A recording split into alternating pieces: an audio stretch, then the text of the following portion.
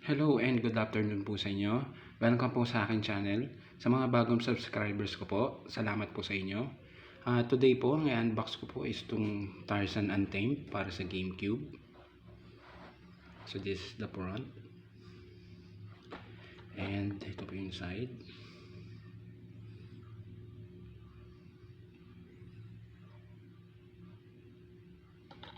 And then ito yung back.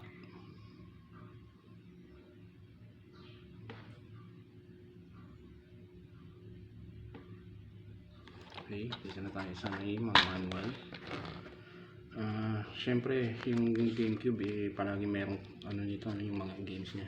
May kasamang color white na precautions booklet.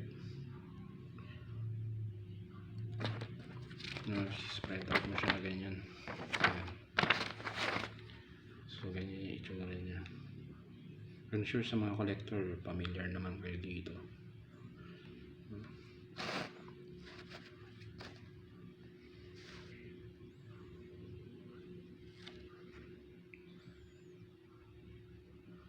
Medyo bibilisan ko na lang. Hindi naman tayo interested dito masyado. Para na makita niyo yung niya, yung itsura. Okay. Lagyan na natin ito dyan muna. Then, let's go dito sa manual niya talaga.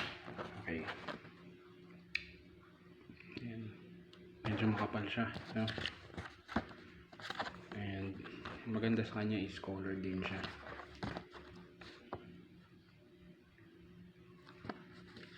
Yung mga GameCube ko na games, hindi ko siya nalalaro kasi 110 volts siya eh. Wala akong transformer para magamit ko siya. So nakastock lang yung 4 na GameCube consoles ko dyan. Meron akong indigo, silver, tsaka 2 black.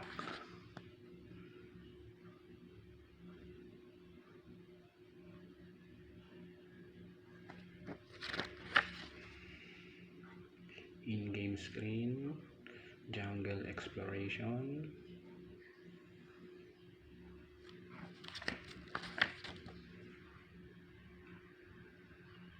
meron ding Tarzan para sa PS1, di ba?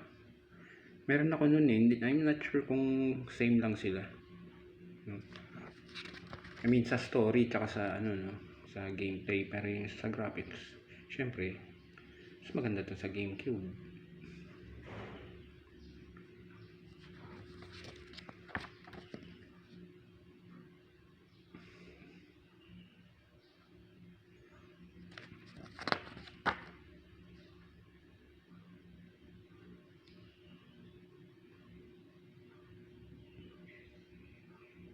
So kung meron kayong gustong makita sa manual na to, i-post nyo na lang kung mabilis yung so yung mga character sa game. Yan, siguro yan yung mga bad guys.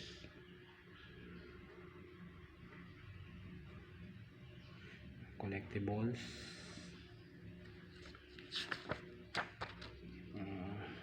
other playable characters.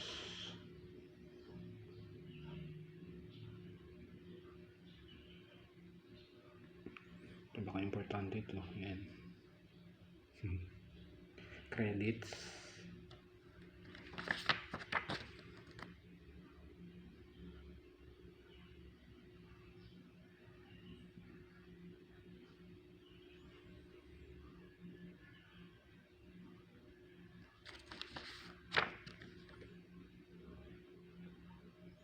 Technical support. Siguro wala na yun ngayon. No? Warranty.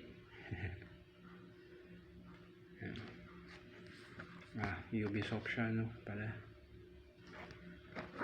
Or Ubisoft yata yung nila dyan, pronunciation. Meron ako nitong Donald Duck na to sa sa PS2. And meron din itong sa PS1, alam ko.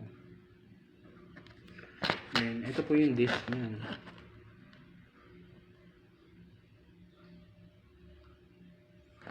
So again, thanks for watching guys. Sana mag-subscribe po kayo, yung mga hindi pa po nagsasubscribe.